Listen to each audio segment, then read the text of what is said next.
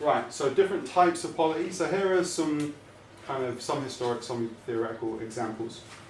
We have Marxist-Leninism, which I'm calling it that, and so this is kind of characterized by, say, kind of Soviet Union, so state-based, I hate to call it socialism, state-based socialism, it was called. And so here you have like a vanguard, or the party, basically making the decisions. In the next category we know only too well, representative democracy, so I guess I can probably just rule that out straight away if you wouldn't be here. But yeah, so here you have these elected representatives, obviously apart from, again, the constraints of the current economy, so the kind of unaccountable private economic power, i.e. corporations, apart from their negative influence, if we got rid of them and we had a paracon, representative democracy still has problems in terms of one representative trying to represent like 10,000 people. There's no way that person can do that. They can't meet 10,000 people. They can't represent their constituents. Next option here is referendum democracy. So this is the idea that everybody votes on everything. Now we have the kind of technology to do this at the moment, so it's technologically possible, but probably not great in that one of the whole points about participatory society and participatory polity is that you want people to participate. One of the large kind of components of participation should be deliberation, so you want people to learn about other people's views, to deliberate them and make decisions, basically. And referendum democracy is a bit more, potentially, because of the weight of decisions you'd have to make, you can't go into in-depth deliberation over all the decisions. So it can turn into just a bit pop-idly, just voting for A or B kind of thing. Autonomous communities. So the idea that we should have like small autonomous communities, maybe 10,000 people here, 10,000 people there, and this is the way we should do polity. The problem with that is that what do you do when you have issues that affect both autonomous communities? So say if one autonomous community was, I don't know, they had a nice little factory and they were dumping stuff into a river, and it meant that the water supply of community B was polluted, so they couldn't drink anything. So if this kind of happens, this is a dispute, and it may be that, B, I think it was B is cool, yeah, okay, we'll stop doing that, or it may be that they don't. And if they don't, you need some way, hopefully, that stops things like war, because war's bad, generally, most of the time, always. But anyway, so the problem with autonomous communities is that they lack an institution that will actually help dispute between different communities. And if you say that, well, actually, yeah, you could have like a some institution to solve that, then you're actually advocating participatory policy, which I'd be very happy with. Or the state? Yeah, not really. Maybe we can get into definitions of state, because they kind of come up, so then we can perhaps discuss that. Yeah, so what is the state? So if we look at the kind of historical actions of the state and a historical way that it's been structured, then it's pretty much what the quote said it was. But I think that participatory polity is a particular political system. And I think that whether you want to call it the state or not, I don't think it's really recognisable as a state. Not really, but anyway. Okay, so, and of course, participatory polity, which we're going to go over.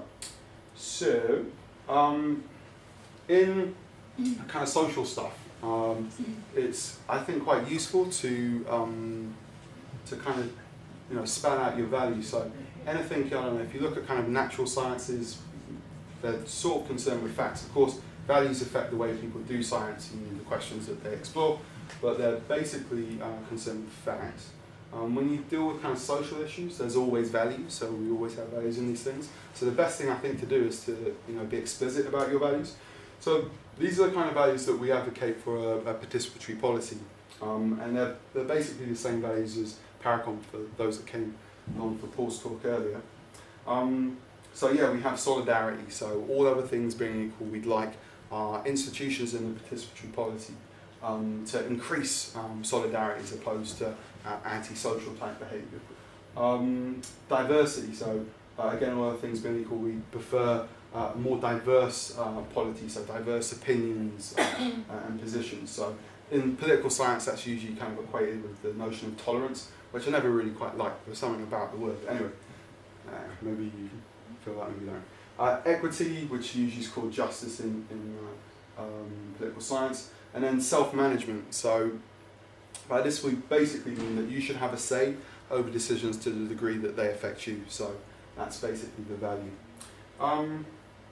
Okay. By the way, I should say that I'm trying to look for my phone. Do you know the time?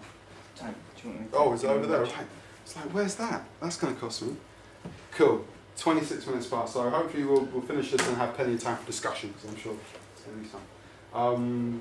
So yeah, here the basic institution for participatory polity kind of shares it a bit with ParPolity, and this is the idea of nested councils. So for those that haven't heard about nested councils, the idea is that like you'd have councils between 25 and 50. So in this case, I've just done the arithmetic for 31. So if you look at about half of the population, which are the adults, we can talk about children as well in the discussion if you want. So we have 30 million adults, which would mean you'd have 900, almost a million local councils. So those are just basically, kind of almost like a neighbourhood block. It's street there's a street there, and it's us guys. We're in the community council.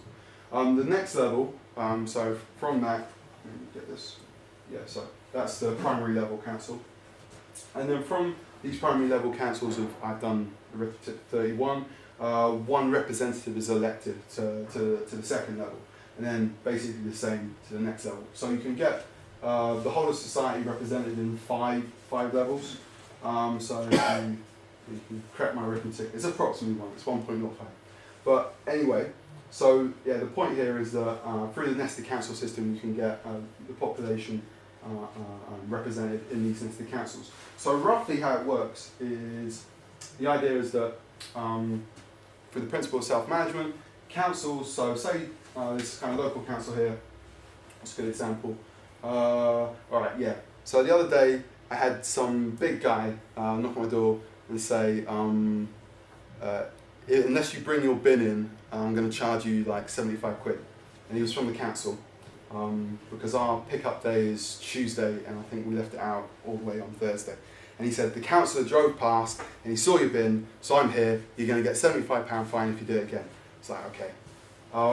So the point here is that, say there's a particular issue, like just for this neighbourhood, and we all decide that, hey, we think that we don't really mind that much if people leave their bins out the front of their houses because we have a special place to put it. Then we could decide that that's fine. So that would be a level of decision that primarily affects us, so we make that decision. So it's not up to the councillor who sort of drives past in his car and sends people around my house. So yeah, this is the kind of principle of self-management. But say we were doing something that affected like a neighbouring council, then decisions over that would be made at the next level. I wonder if I should cover... Okay, so if we look at these nested councils, they cover three main things. So one is legislation, so coming up with these kinds of social norms. The other is executive functions, and the final one is judiciary. So in participatory polity, at your nested council, you vote on the norms and collective agenda. The idea about these councils are that they're deliberative, so it's kind of this point that you don't just want, say someone from the primary councils is elected to the first level, you don't just want him to come or her to come to the next level and vote according to how the primary level council saw the issue. You want the person to represent the view, but argue that position. So you argue the viewpoint of the council that you're representing. Okay. Sorry. So that's alright. So no one noticed. So. For me later. Alright. Now someone noticed. But anyway, yeah. So the point here is that like it would be irrelevant. Like you might as well just get people just to vote, click a button, unless the representative is actually deliberating. So it should be a deliberative body. So that's really important.